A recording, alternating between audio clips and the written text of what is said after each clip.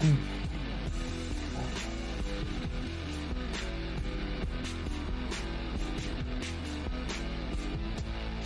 a fucking game. Welcome to Split the Defense. Split the Defense. Leafs Postgame Edition. Which is unusual. There's still a chance. Split the Defense is presented by LaForest Electrical Contractors. Professional and efficient service since 2004.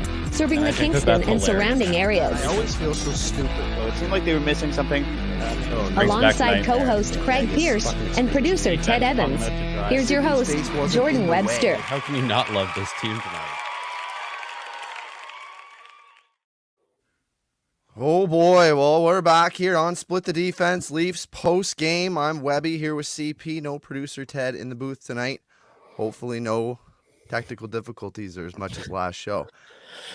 Not a good one for the Leafs. Leafs lose 3-1, now going down 3-1 in the playoff series.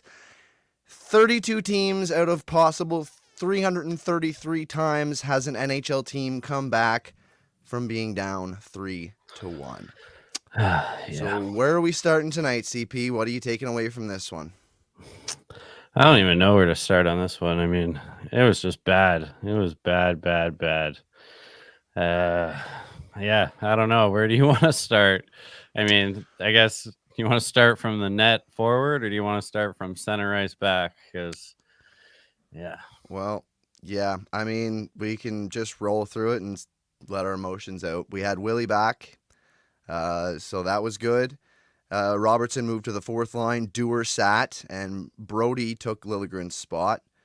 And that obviously didn't work. I'd like to start the show with a tweet by Cake McJabe. Is at LeBron McLean, I believe is what it is. But it says, I just want to not be fundamentally embarrassed by this team constantly. I want to actually have some fucking pride instead of telling people in real life I'm a Leaf fan like I'm talking about having a DUI. Oh man, yeah, that hits home right there. Yeah, it is.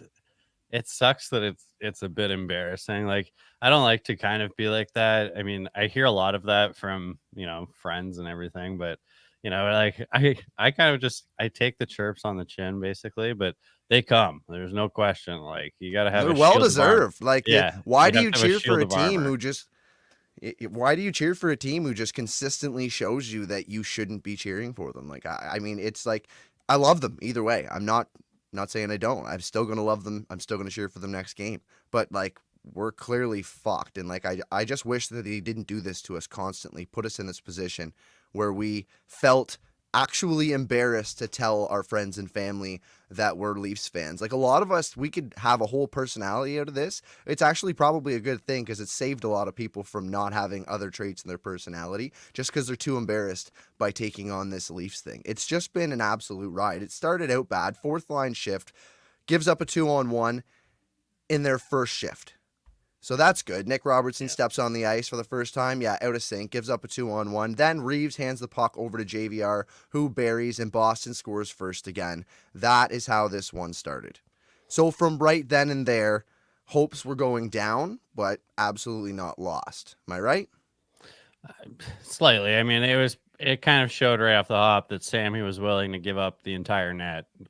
Basically, the entire net through his 5-hole. And like, yeah, awful turnover by Reeves, but the real main thing that showed me was that like Sammy didn't have his head on straight, basically. Yeah, it's a tough one. Like, yeah, when you see it's a pass right in front, but look at the 5-hole, like, I mean, he's clearly beat. Yeah, Yeah, well, Terry Koshan tweeted, more desperation, urgency, etc. acquired by the Leafs to start the second period. They played in the first like they knew there will be another game if they lose tonight. Do you agree with that or disagree with that? I mean, I guess I agree with that. Like, yeah, I mean, I don't know. I feel like 3-1 feels like 4-0 or 4-1. I know that there's a chance, but basically once you've lost 2 at home, it's kind of, it feels like the nail in the coffin. Like, definitely, I'm a guy that like, I cheer for the sweater. And so even though I hate a lot of the efforts coming out, like there's no question I'm still cheering and still loving the team, but like you can just tell that it's a big blow to the fan base, like getting booed off the ice, and it doesn't feel like there is another game to play, even though that's maybe the mindset. Yeah, absolutely, getting booed off the ice, and that has a lot to do with the power play, which we can talk about. The power play, where do I got my notes here on this power play? It's absolutely horrid. It's 1 dreadful. for 16 in the series, and it was 0 for 4 tonight. The Leafs as a team have 1 power play goal combined this series, and Jake DeBrusk has 3 of his own. Yeah. Just Jake DeBrusk. That's a tweet from Mike Stevens. Thanks, Mike Stevens. Luke Fox tweets, the Maple Leafs are getting outscored 6-1 on special teams in this series. Yeah, the PK gives up another goal tonight. Which one of those stats do you like best, CP? Yeah, I mean, fuck me. Yeah, they all just like point to a losing team. You just can't expect to win with numbers like that. And I mean, there's a lot of circumstances here where like and reasons why this team's sucking at the moment, and a big part of it is special teams. Like it just there seems to be a lack of innovation as well. Like that's the most frustrating thing, is that like you can see that like Boston had a struggling power play coming into the playoffs, and they decided to do 2 units, and it was enough to break them out of it and to bring something else. And they're now back to loading up with Marchand and Pasta, and because it's working, because the guys are feeling it again. So like it just shows that like you need to do something, and just moving one guy on or off isn't enough. And like I don't know if it's just the players have this coach handcuffed or what, but like it's just until really, and it was weird that like we get one basically period of like 5 minutes where the team is bringing it and Marner looks good, and it's when Matthews goes out of the game, and like they just shook something up, and it worked for 5 minutes. Can we talk about that for a second? What happened there? I didn't see that. Did you see that? Why did Matthews leave the game? Well, like he was out like the last game he didn't bring his best effort, they said, because he had food poisoning. So like I'm assuming it's back. he only could make it through 2 periods without sitting on the can. I think that's what it was. I don't think there's an injury there. I think he's still sick. And then you can't send him out when he's dehydrated like that, I guess, right? So well, yeah, that's terrible. I mean, you don't want to lose Austin Matthews. You lose him, and the series is done. The series feels done now. Like it really does feel done as of right now. Yeah, like pulling Sammy and putting Wool in, I think was just like the icing on the cake, don't you? Yeah, I mean a little bit, and I mean I thought he was well deserved though. Like Sammy hasn't been playing amazing, and he gave up some ugly ones. Once they're just wide open nets basically, and so yeah, pull him out. And it's funny that like Keefe is also putting out Reeves in the last 5 minutes. Like it's like almost a full mail-in, like I don't know what that guy's doing, if he's like doesn't even care about his job or what, but like yeah, he mailed it in a sense. And yeah, okay, I was gonna say, what did you think about Matthews yelling at the guys? Like he gets talking to by Keefe, and then he screams down. Marner throws his gloves like he's fucking in Pee-wee, and Willie actually snaps back at Marner or at Matthews. Yeah. It looks like he says stop fucking crying, bro. It's not Junior, or just shoot it. And Marner's having a hissy fit. Yeah. Matthews is he's yelling down. I'm good. I like it. Good. It's about goddamn time they started holding each other accountable. Something came to me tonight that for some reason I had in my head that this was the last year of Mitch Marner and John Tavares. It's not. We have one more full year of this. We have to get through one more full year of this. So fucking figure it out. Those guys aren't going anywhere. They have no trade clauses. Matthews is stuck with them. Figure it out. It's about time you guys start fucking yelling at each other. It's not about being best friends anymore. This isn't the 3 best friends everybody had. Like, I don't even fucking know. I'm so fucking angry right now. I'm so sick and tired of watching this team lose that it's nice to see some emotion from the guys on the actual bench. Like, I'm not used to them yelling at each other. Marner with his hands up and Willie, you talking like that, you're just not used to seeing that from those guys. Marner having his little hissy fit. I mean, we've seen that before, and you can't take can't take too much away from him. He did score a beauty goal tonight. Like that But was after gorgeous. that, after he But gets yelled at, though. So, like, maybe it is something that actually works. Like, I bet you Matthews was sitting there in the dressing room. If he saw anything of that goal, he's like, fuck, it might have worked. So, like, that's the good thing. And if it doesn't work and he can't handle two guys beaking at him, then maybe it's the reason that we're able to trade him, because he just can't stand that, the stars on the team don't like him. So, one way or another, it's going to be a good thing, because it either whips him into shape and he brings it, and like, I felt like even though he scored, like, I didn't get, like, it's funny, I got like excited about that goal for like a millisecond, because I was like, oh, but like, I don't trust this team to come back. Yeah. I don't know who I was talking with, but I texted false hope. Right. It's over. I just wasn't feeling it. And so, I mean, yeah, we just got to see, like, that has to be more of the mentality throughout the team, not just in game, what is it, 6 or 5 when you're down, like it's game 4. We're going into game 5 now. Yeah. But So like, this was game 4. It's too late. I mean, but that is kind of the thing that you see from leaders. Sidney Crosby isn't afraid to scream at his team. Nathan McKinnon screaming at his team. So like, we don't see enough of that. So it's good to see at least, but yeah. A bit so late. Mitch Marner, as we're on the topic of Mitch Marner, I wrote in my notes, I'm sick and tired of watching Mitch Marner get closed out at the top of the offensive zone and give up the puck.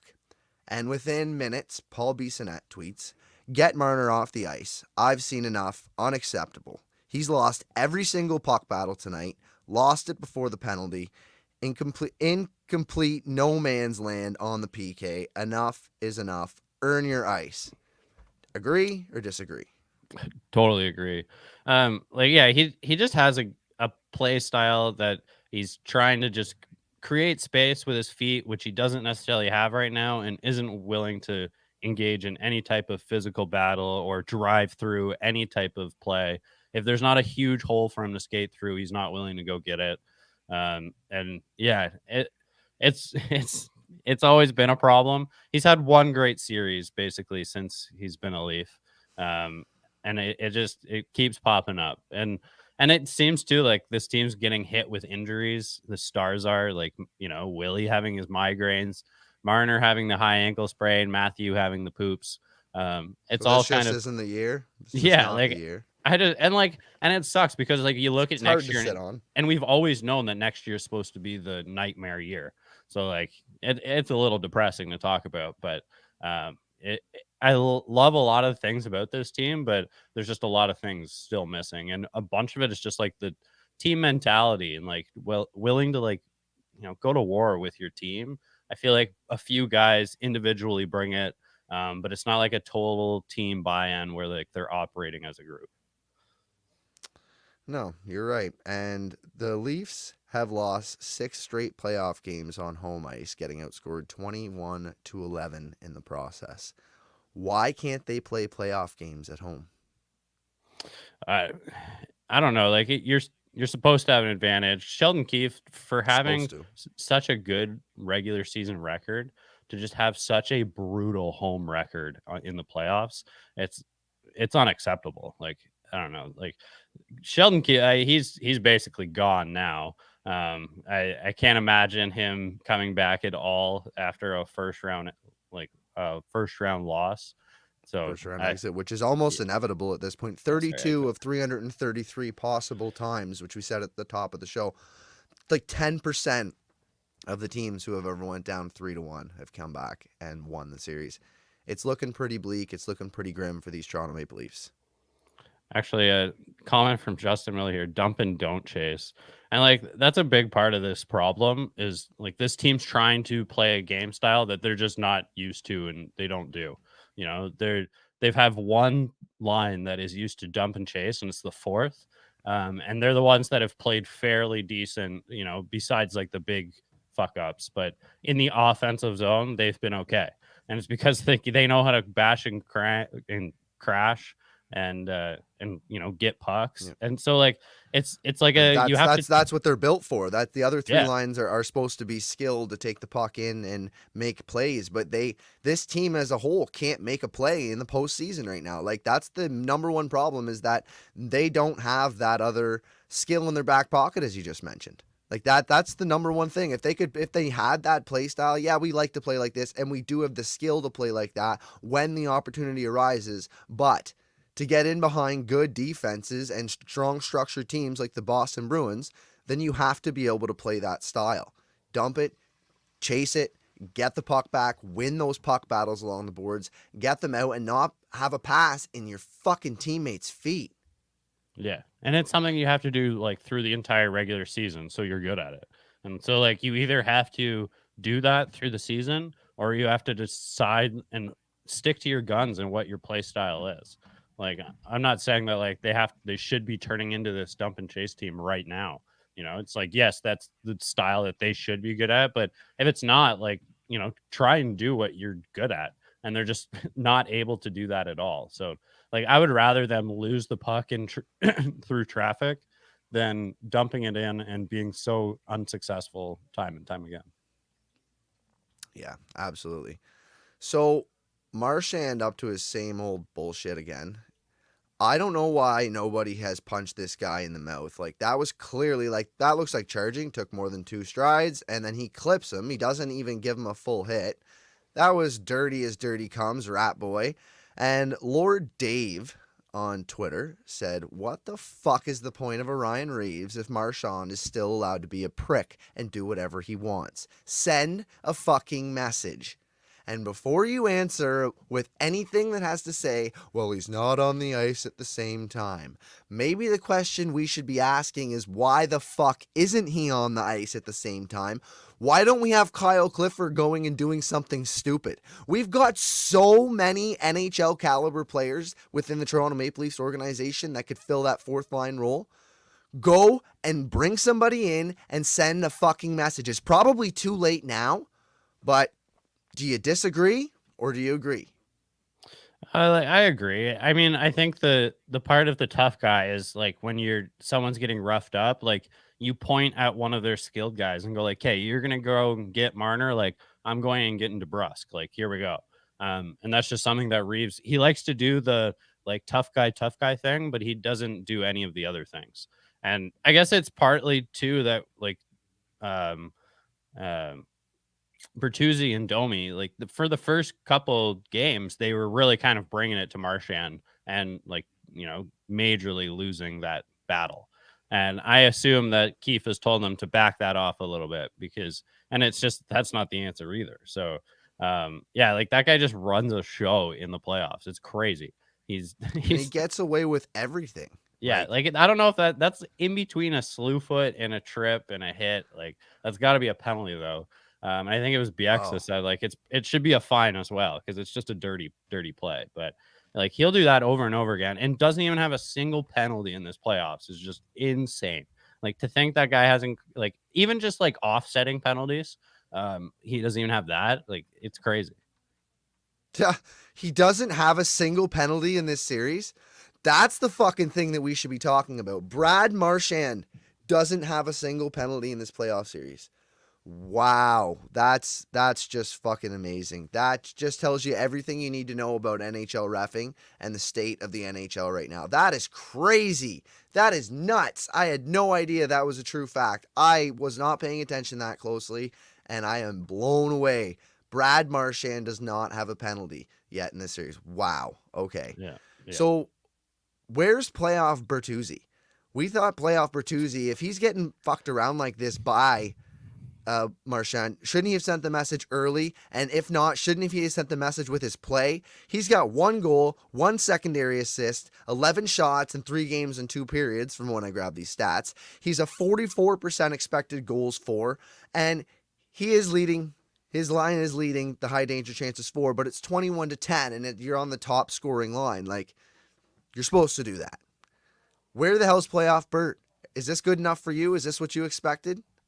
Well, I mean, I think that this team's not playing playoff Bert style hockey. Like there's not enough like pucks inside and getting into the middle where he likes to play.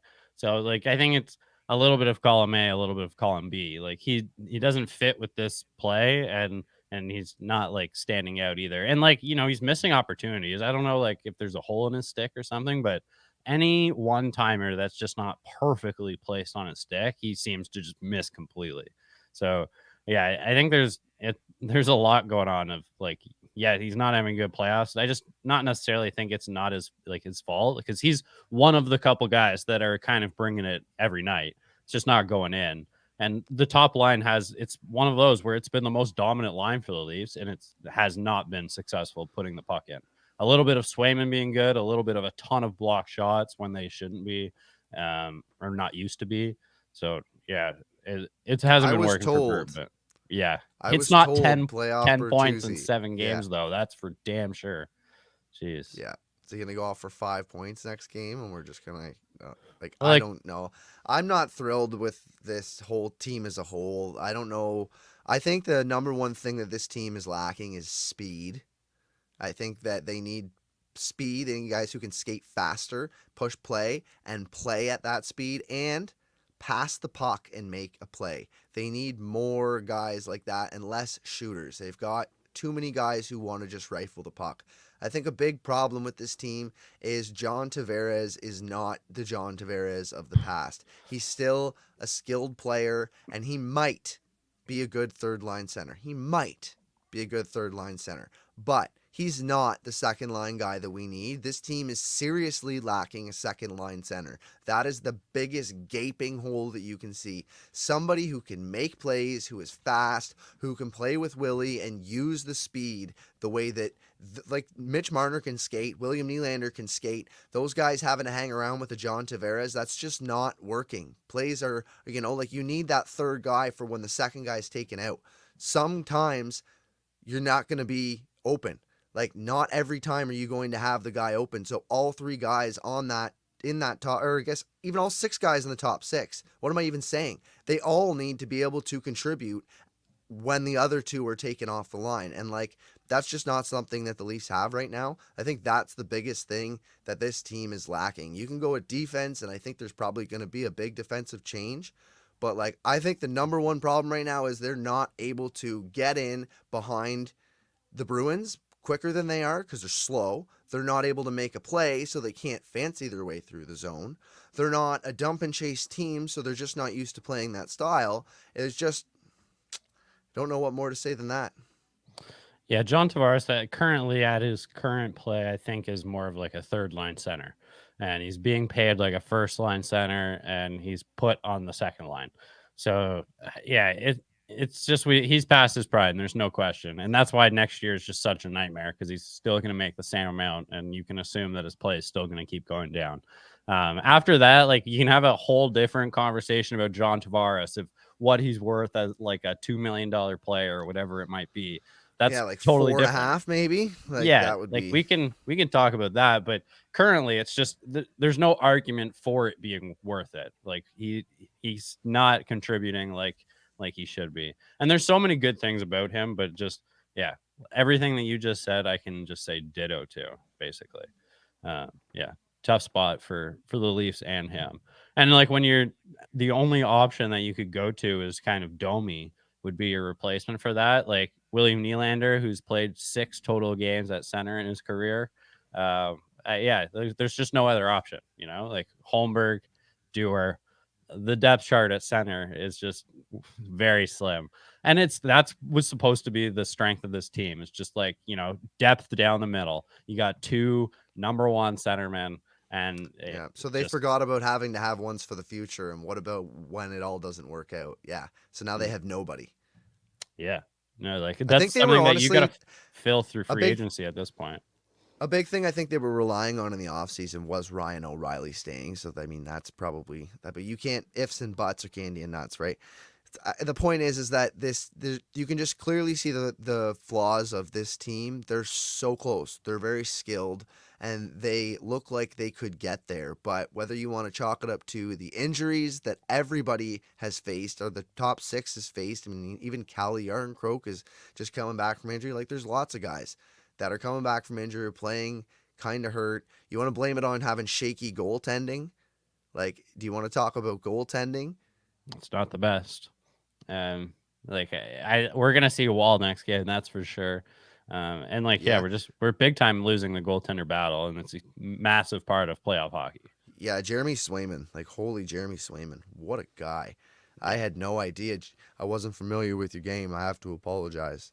Like, I Yeah. had no idea, Jeremy Swayman, that you were that good. I just, like, yeah, we don't see you that often.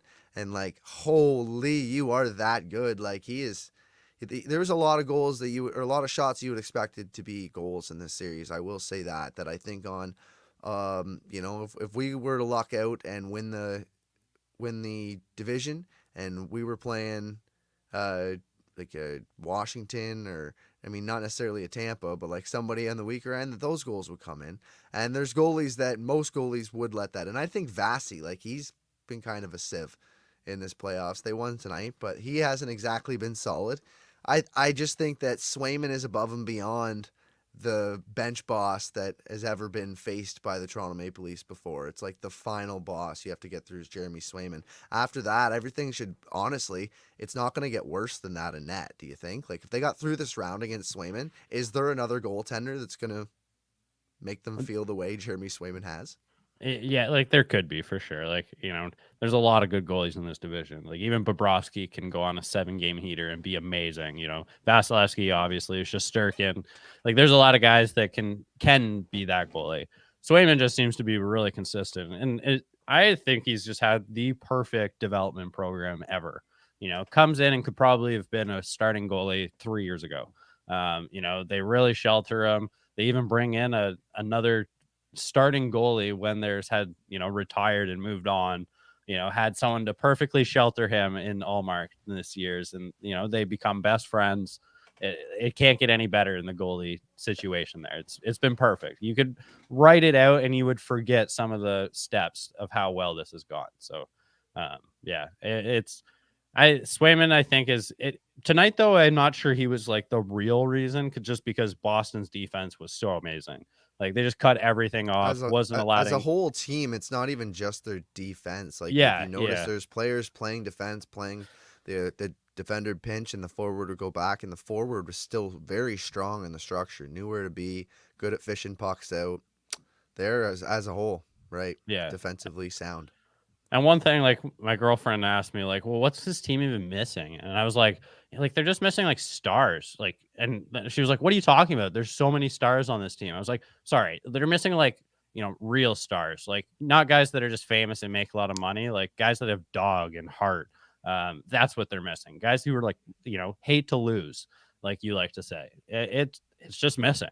There might be, like I said, a couple of them that are like really heartbroken and felt like they gave it all, but unless you have like a team mentality and you need a leader that's going to bring everybody together. And I think there's also a disconnect there of who's actually the leader of this team. Is it the guy with the C, or is it the guy that's screaming at everyone and playing the best? Because, I think that's a problem as well. Yeah, well, that's going to be a conversation for us to have in the off season. So why don't we start talking about next game? Changes? Do you see changes next game anywhere up front, back end? Obviously, we think Wool's going to start. You think you're pretty set on that? Yeah, Sammy's not getting another chance? No. I think, I think that's just like a sure thing. One thing that I'm not 100% on, but I'm pretty confident, is that Dewar will be back.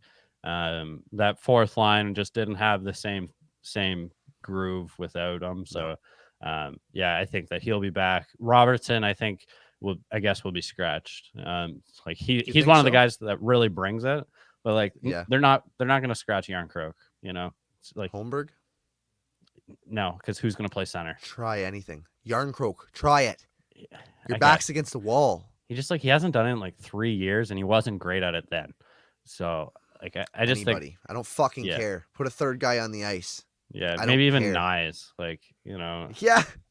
Like I actually wouldn't have minded if they had swapped Nyes and Robertson tonight, because neither line was great, and at least Nyes, like he's used to playing with those guys, and he does after a power play. So like I just thought like there was some shuffling that I like. Keefe just seems to not shuffle anything because he's taken so much. Oh no, he was shuffling a bit tonight. He had Robertson up with JT for a bit.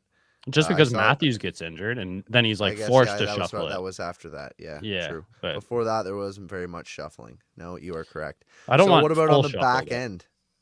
Yeah, I guess. I don't know.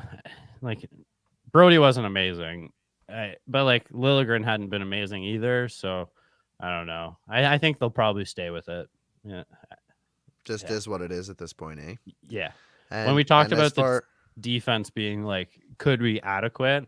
If all of them were playing at their absolute best, I think we always like had a caveat with that, and they're just not. So I think they like as a group they have to play better. You know, the forwards have to play better defensively, and a lot of their defensive troubles are coming from through the neutral zone and turning pucks over. So yeah, it's an issue. It's a sad state of affairs over here right now. Yeah. And yeah, so Matthews, hopefully it's just the shits and he's back next game. But I don't know if we're going to see any shakeups on the lineup. We're going to have to see what happens here, practice their asses off. But the Leafs could be playing their final game of the 2023-2024 season next game.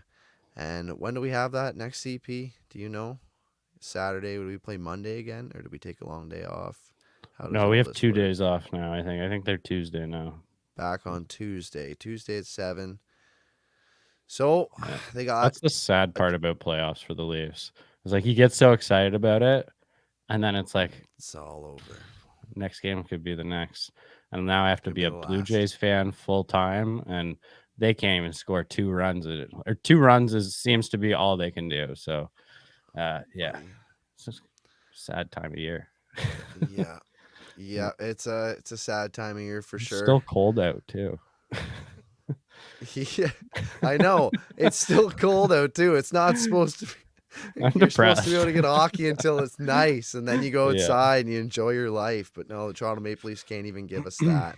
Yeah. All right, well, let's wrap this one up. Thanks for joining us on Split the Defense Leafs Postgame. We appreciate your comments. Hit that like button, subscribe to our YouTube. Please rate and review the show. We want your feedback. You can find us on X at STDP Hockey. And search for Split the Defense on all other socials. Until next time, peace. Peace. Thanks for tuning in to Split the Defense. Split the Defense. Leafs Postgame Edition. Hosted by Jordan Webster, Craig Pearce, and producer Ted Evans. Split the Defense is presented by LaForest Electrical Contractors. Professional and efficient service since 2004, serving the Kingston and surrounding areas.